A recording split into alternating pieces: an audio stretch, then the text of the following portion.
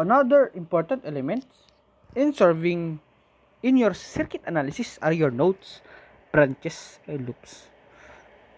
So when you are talking about nodes, branch is that they represent a single element such as a voltage source or a resistor. In other words, a branch represents any two-terminal element. So these are your branches. We have branch 1. So ayaw magsulat, no? So kakapture natin siya. Yan. Okay.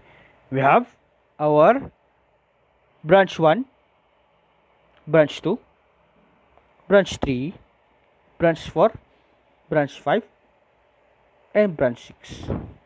So, in this example, we have 4 branches of passive element and then 2 branches of active element.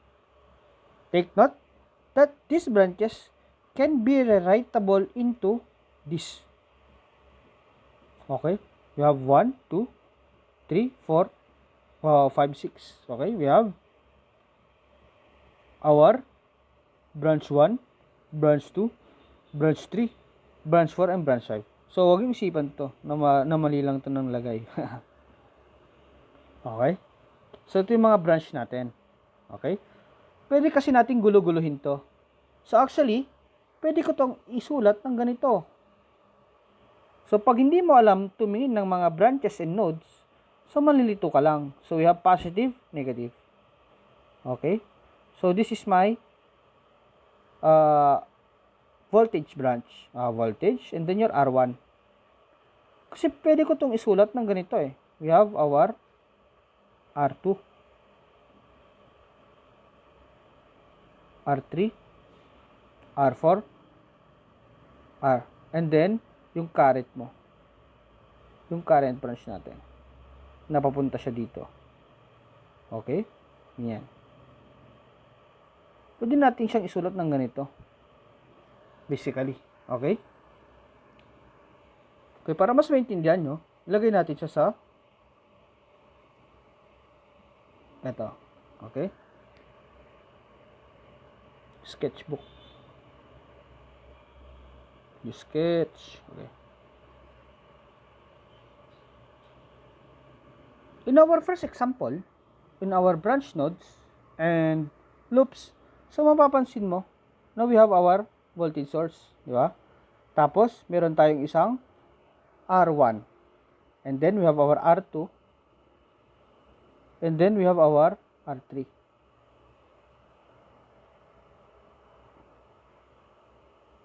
And then, we have our R4. And a current source.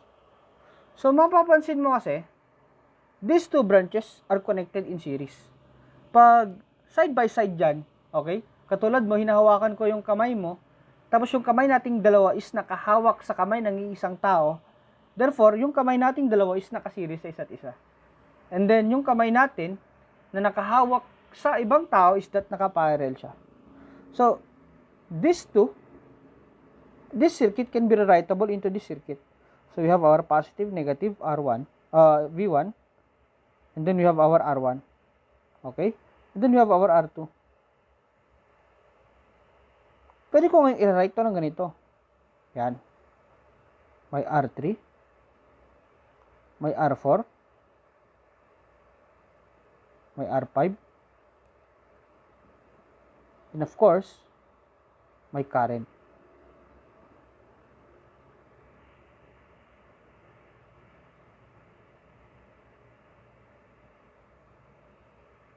This can be relatable into this.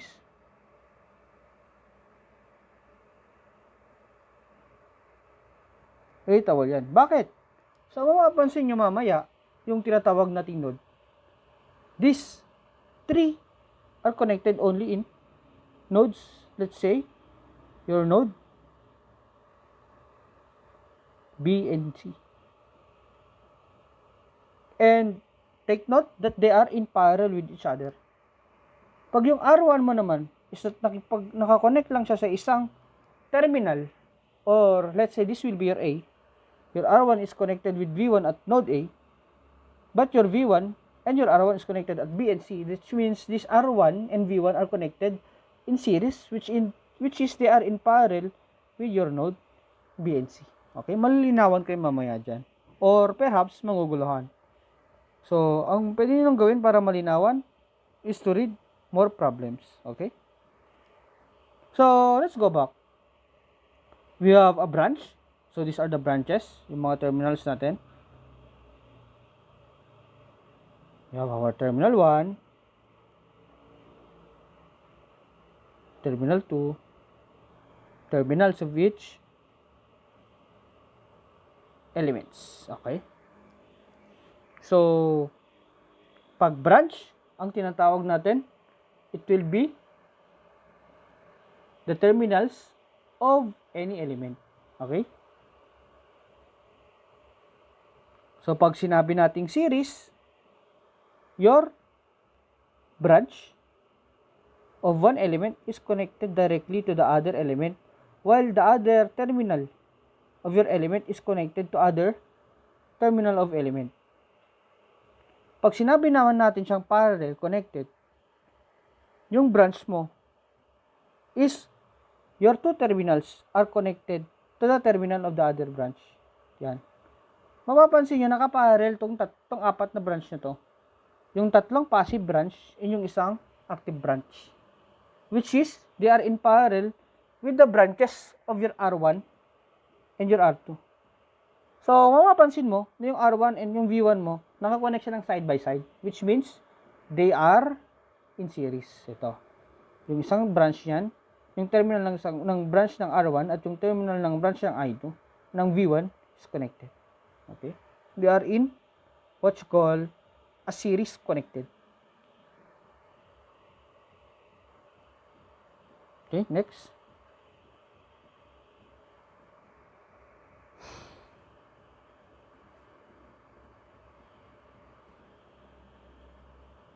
Your node. Yung node is the point of connection between two or more branches. So, ito yung sinasabi ko kanina, yung nodes mo.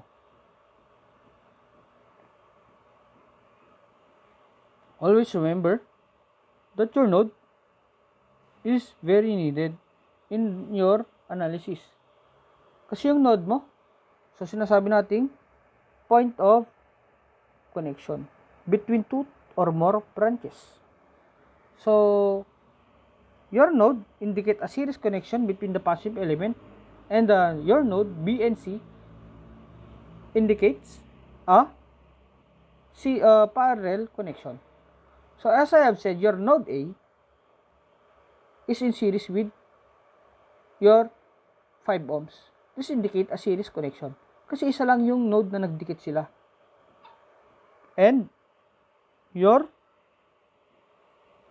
nodes B and C indicates a parallel connection between the combination of 5 ohm and 10 volts. Ito yung naging terminal ng dalawa. Because nakaseries silang dalawa, nakaseries to. And then itong dalawang to, pinarallel natin sa combination ng 2 ohm, 3 ohm, and 5 ohm. Bakit siya nakaparallel, sir? Kasi nga, itong dalawa na to, your B and C are the nodes connecting both of the terminal of your active source and your passive source, passive elements, which is your 2 and your 3 ohm. Okay?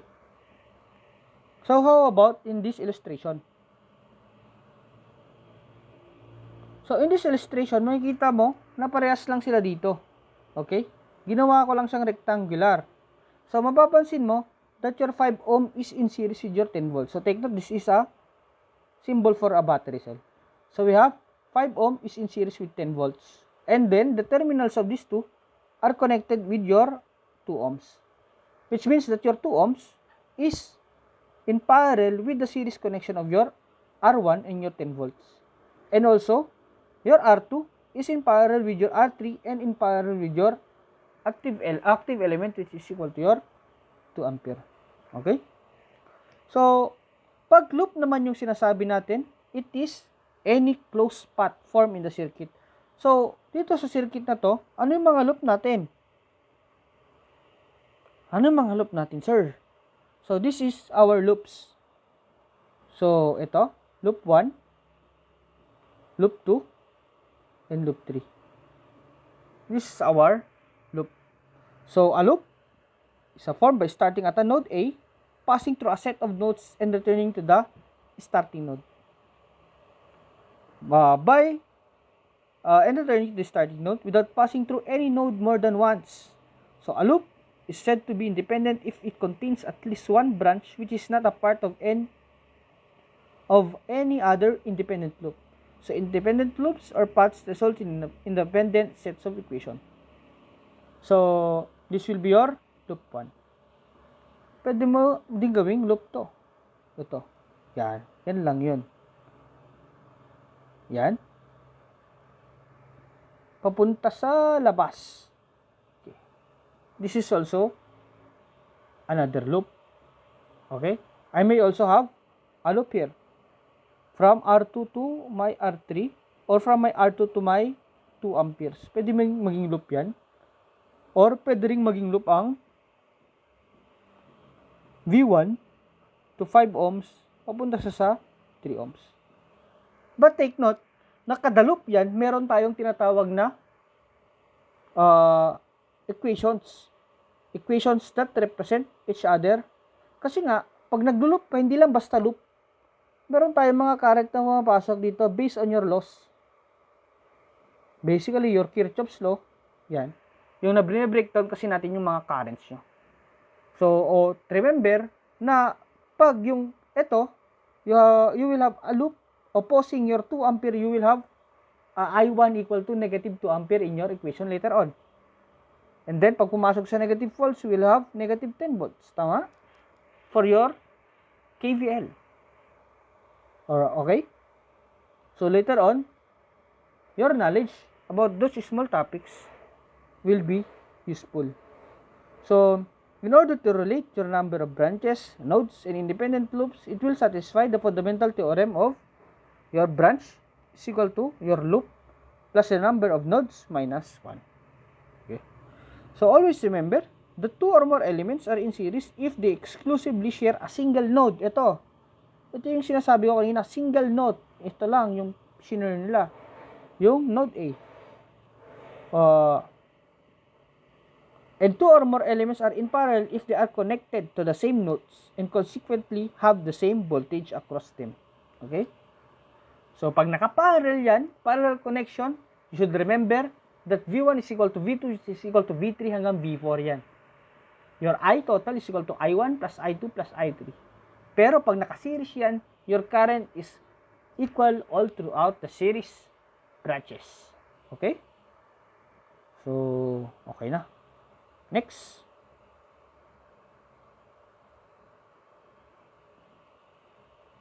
You have your Kirchhoffs laws. So, ano nga ba itong Kirchhoffs law? Yung Ohm's law kasi natin, yan yung current na, ayun yung law wherein you can use when it is directly answerable by V equals IR. How about if you would use your diagram? Yung Kirchhoffs law, it indicates the direction of your current and voltage. Okay? So, example is this diagram. So, take note that your Kirchhoffs law has two major laws by Gustav Robert Kirchhoff. Okay? You have our law 1. We have our law 1, which is what you call your Kirchhoff's current law, which states that the algebraic sum of a current entering a node is 0.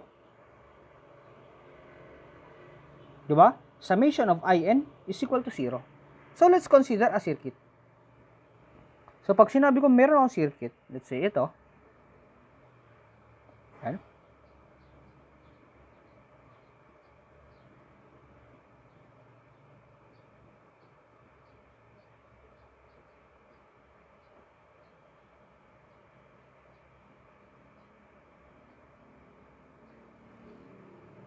Okay.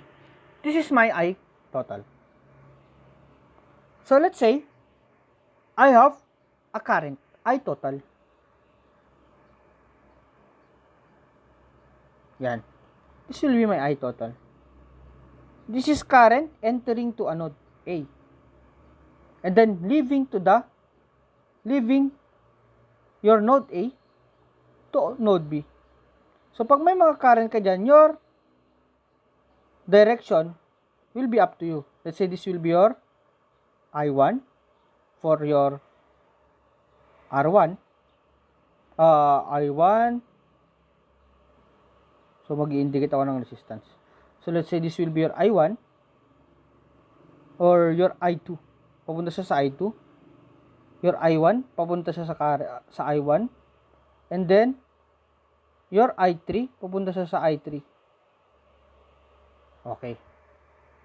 So, your Ohm's law states that the current or the algebraic sum entering and leaving the node is 0.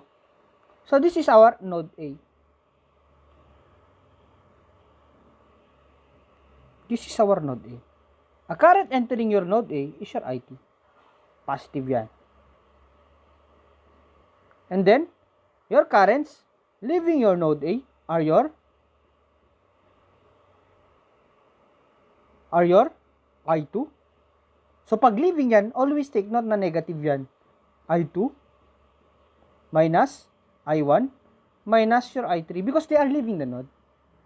Which means they are equal to 0.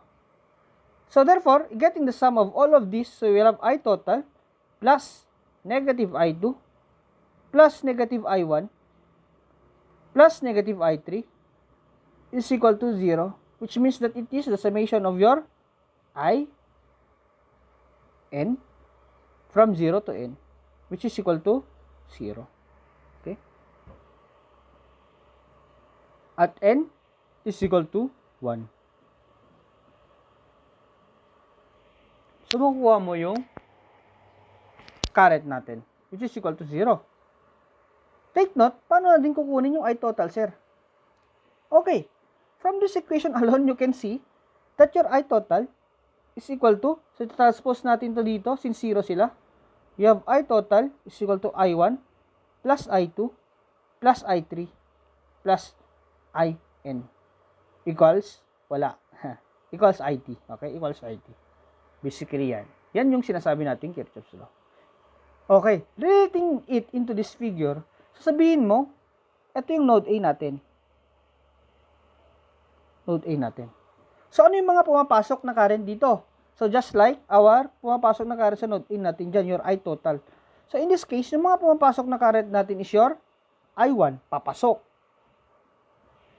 I2, I4, papasok, positive. I3, papasok, positive. Ano yung mga lumalabas? Sila yung mga negative. You have our I5, negative I2. Yung dalawa lang, okay?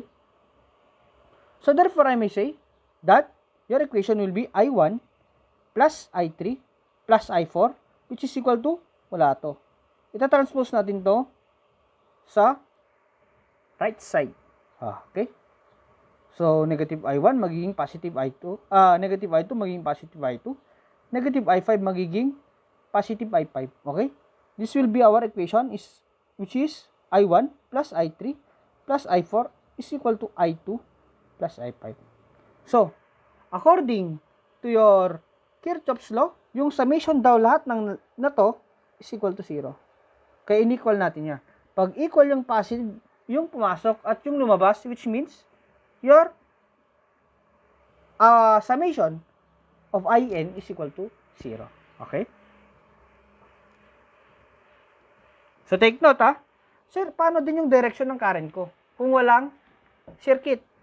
Sabihin natin, nagbigay ka ng circuit. Ito, positive, negative, V. Yan. And then, I have, let's say, R1, R2, R3. Sir, hindi ko alam yung direction. Sir, magbigay ka naman ng direction. Paano ko din isusolve yan? So, take note, kayo ang magbibigay ng direction. But, pag naglagay ka ng direction, wag mo nang papalitan. Because, your positive or negative signs of your current will indicate your direction. So, pag direction mo is pataas, direction mo is pa-right, direction mo is pa-left, so therefore, those will be your assumption. So, if you will get a current later on, so therefore, pag mali yung direction mo, magne-negative lang yan. Okay? So, therefore, it indicates that you should change your direction. Okay? Kaya lang yun. Next is your Kirchhoffs voltage law. So, your Kirchhoffs second law is based on the principle of conservation of energy. Nga pala, your first principle or your current KCL is based on the principle of what you call your conservation of charges. Okay? That's a fun fact. Tama ba? So, Kirchhoffs law of voltage. Yung Kirchhoffs law of voltage nyo naman is hindi siya sa isang node. It is basically on a loop. So, dito, gagawa ka ng loop. Sabi niya, Kirchhoffs law of voltage law states that the algebraic sum of all voltages around a closed path is 0. So, this is a closed path. Pwede ka rin gumawa ng open path kung gusto mo. But, I will have a KBL in a closed path in your clockwise direction. So, pag clockwise, ibig sabihin, sumusunod tayo sa pag-ikot ng mundo. Joke lang. Pag-ikot ng orasan. Okay? Pag clockwise, so dito tayo. From left to right. Ikot tayo. So, ano nga ba yung mga voltage natin? So, take note na pag resistor, maswerte ka kapatid kasi given yung sign convention ng resistor mo. Okay? So, we have, pero pag hindi given, so always follow na positive yan. Okay? So, since given yung resistor mo, we have, masok siya dito, we have positive V1. Negative V1. Kasi saan papasok yung arrow mo? Sa negative. Negative V1. Okay? And then, papasok to sa positive V2. And then, papasok sa positive V3. And then, pumasok sa negative V4. Panigurado ako na this is a load. Which means na meron siyang positive and negative din. So, pag hindi siya given, gawin mo siyang positive. Pero in my example, given to na ito yung positive mo, ito yung negative mo. Hindi ko lang, nakat lang siya. So, we have negative V5. Okay? So, meron na tayong equations. Pero according to your law of voltage, it is equal to 0. So, pwede kong gawin, magta-transpose ako. We have our positive V2 plus positive V3, which is equal to, transpose natin yung V1, we have V1 plus V4 plus V5. Okay? This will be your equation. So, bakit puro equation yan? So, mag-antay kayo. Mamaya may given yan. Okay? So, those are just, tawag ito, introduction on your KVL and your KVL. Okay? Next. Nagkahang na. Ayan. Hop. Ito yung given natin. Positive, negative, V5. Okay?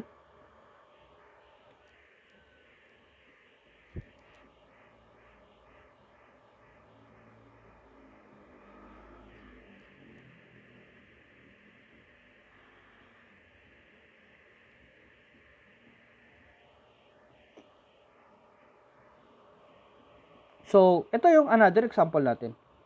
So, pag nag-assume siya na, dito yung positive mo, at hindi yung negative mo. So, therefore, pwede kong isulat yan. Okay? Screen right.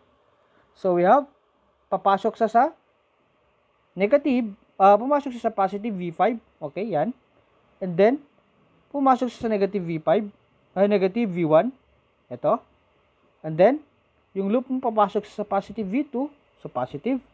And then, papasok sa positive V3, so positive. And then, pumasok sa negative V4 is equal to 0. Pag nag-loop kayo guys, wala kayong pakialam sa palabas. Unless you are using your electron flow. Pag gumagamit kayo ng conventional flow, ang pakialaman nyo lang is kung saan papasok yung arrow nyo. Di ba? Ganyan naman tayo, di ba? Kung saan lang papasok. Doon lang may pakialam, okay? So, negative. Pumasok sa negative, which is negative V1. Pumasok sa positive, which is positive V2. Pumasok sa positive, which is positive V3. And then, nung pumasok sa negative, which is negative V4. And then, pumasok sa negative at V5, which is positive V5. So, since your Kirchhoffs voltage law express that M is the summation of Vm is 0, therefore, mag-equal siya sa 0. So, the best thing to do is to manipulate your equation wherein you have your positive sides, V3, V5, and V2, which is equal to your negative signs na itatranspose natin sa kabila wherein negative V1 magiging positive siya, negative V4 magiging positive siya. Okay? So, let's have our examples.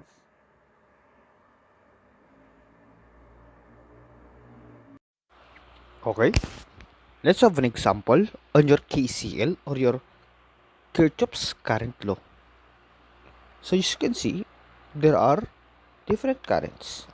So our unknown currents are your I1, I2, and I3. So take note that we can solve this one using your KCL.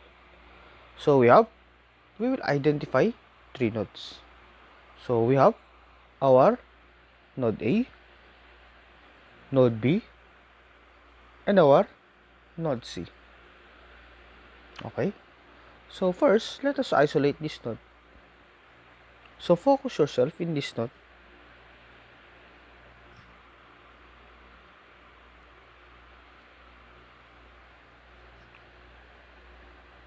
Okay, what is the current going into the node? So we have your I1. So positive I1. And then what are the currents going out to your node? We have your 12 ampere. So it is negative 12 ampere. And your 2 ampere, which is equal to negative 2 ampere. So take note that your Kirchhoffs current law is equal to the summation of your I n, which is equal to 0. Okay, so therefore summation of I n, getting the total of this one, we have equal to 0. So solving for I1, so I1 is equal to 12 plus 2, which is equal to 14 amperes. Ganun lang kadali ang pagkuha ng I1 natin. So next is solving for your I2. So focus yourself into your node C. So we have at node C, so indicate ko lang to, at node A. At node C, we have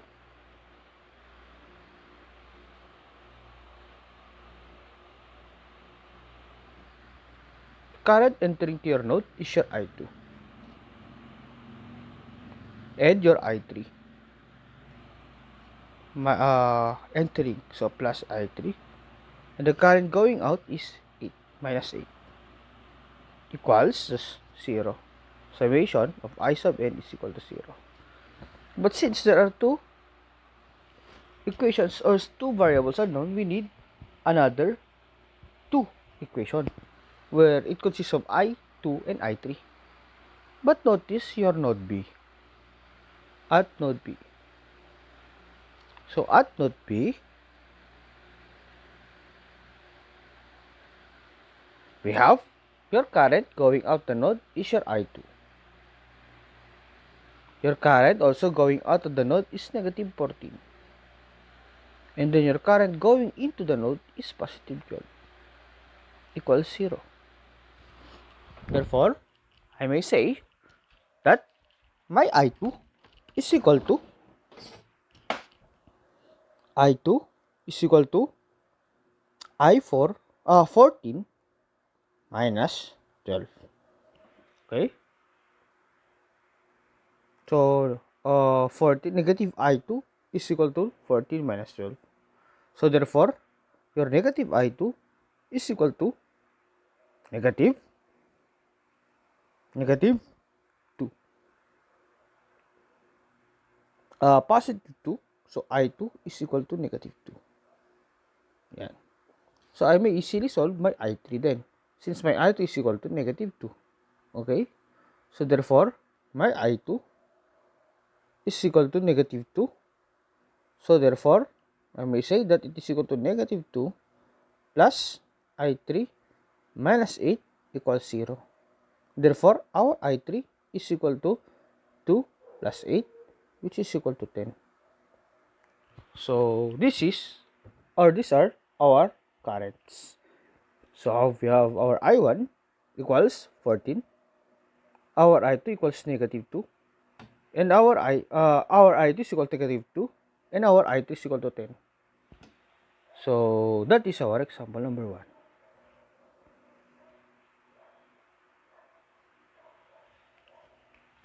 So, let's have our example number 2. In your KCL. Okay? Ito.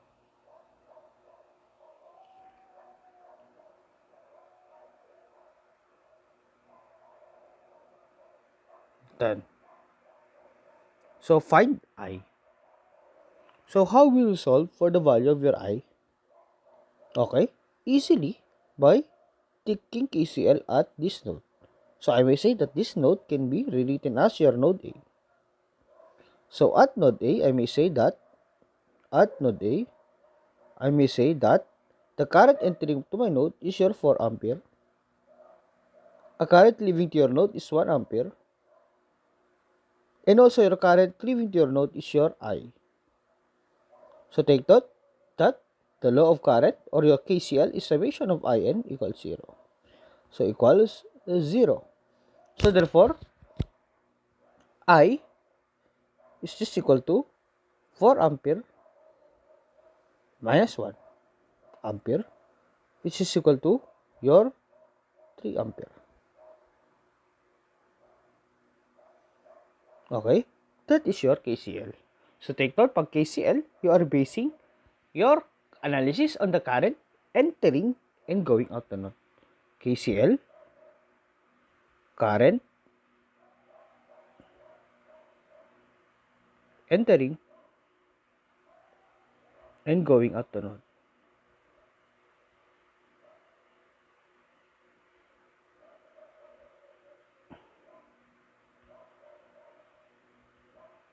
Okay? So, peace out. Yan. That is our KCL. An example for your KVL. So, notice this circuit. So, kunin natin yung value of your V1, V2, and V3. What is your V1? So, how we will solve for your V1? So, let's consider these 3 loops. You have loop A, loop B, and loop C. So, considering these 3 loops, we may say that your V1 can easily be solved at loop A. So, KVL at loop A,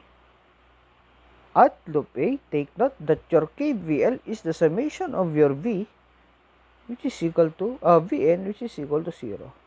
Wherein we have, so first, kung saan papasok yung arrow, yun yung magiging polarity. So, we have negative 20 volts minus negative 25 volts plus, pumasok sa 10, positive, plus 10 volts plus V1. Okay? So, pwedeng wag yun ang isulat to para hindi kayo malito pag constant yung given. So, we have negative 20 minus 25 plus 10 plus V1. So, what is your V1? Easy, di ba? We have negative 45 plus 10 plus V1 equals 0, 0, 0 from this equation. Okay? So, we have negative 45 plus 10 is equal to negative 35 plus V1 equals 0. Therefore, my V1 is equal to 35 volts. Okay? That is your P1. So, solving for V2, so let's consider your loop B. KVL at loop B. KVL at loop B. We have, so ito, kung saan pumasok yung arrow mo, we have negative 10 volts plus 15 volts plus 15 volts minus V2 equals 0. Take note that negative 10 plus 15 is equal to positive 5 minus V2 equals 0. Therefore, our V2 is equal to 5 volts. Di ba? Ganun lang katali, guys. Para ka lang kumakain ng mani, no? Next is your KVL at loop C. KVL at loop C. So, we have your V2 plus V3. So, kung saan papasok, yun yung magiging polarity, positive, positive. And then, pumasok sa negative V1. So, take note, conservation of energy or your KVL is always equal to 0. So, therefore, solving for our V3, we have negative V2 plus V1. But what is our V2? Take note that our V2 is equal to positive 5 and our V1 is equal to positive 35. Therefore, we have a value equal to negative 5 plus 35, which is equal to 30 volts. That is our V3. Okay? Walang mahirap, di ba? Sobrang dali. That is our example number 1. So, let's proceed to example number 2. So, example number 2 natin. Okay, magkuha tayo dito. So, ito. Determine VO and IO. So, ito guys, pag complex yung circuit mo, tapos may dependent source ka, yan. Napakasarap, no? Kulang ang isang oras dyan, guys. Pag may dependent source ka. So, papakita ko sa inyo yung pagkakaiba ng isang dependent source at independent source. So, in a dependent source, take note that it is dependent to a quantity by a passive element. So, in this element, we have at 6 or at positive VO. So, how we will solve this one? So, take note, matutuloy yung current mo yung masusunod. Okay? We have our I. Pag walang ginamit or wala siyang polarity, it's safe to say that your V is positive. V4. Okay? So, we have pumasok sa positive V4. V4. And then, positive 2 VO. And then, negative 4 volts. Minus VO. And then, papasok sa negative 12. Minus 12 equals 0. So, take note that you can solve for your value of VO. So, where V4 is equal to V4 plus 2VO minus VO is equal to VO minus your 4 volts. So, hindi ko nilalagay yung V. Minus 4 minus 12 equals 0. So, we have V4 plus VO is equal to 60. But what is V4? Take note that your V4 is equal to your 4. So, pumasok siya sa polarity ng positive ng 4 ohm, which is 4 multiplied by your I1 or your I. But what is my VO? Take note that your VO is equal to, so negative VO, which is equal to 6 multiplied by your I, which is equal to VO is equal to negative 6I. Okay, let's solve We have our V4, which is equal to 4I, and our VO, which is equal to negative 6I, okay, which is equal to 16. So 4, positive 4 minus 6I is equal to 2I, which means that our I is equal to negative 8 amperes. So therefore, i-divide mo yung direction ng I mo because it is negative. So there will be your direction in order to get your I equal to positive. So next is solving for our VO. So our VO is equal to negative 6I. So but our I is equal to negative 8. So therefore, negative 6 multiplied by negative 8 is equal to positive 48 amperes. So that is our example for your KVL. So any question, guys, just comment your questions below. So bye.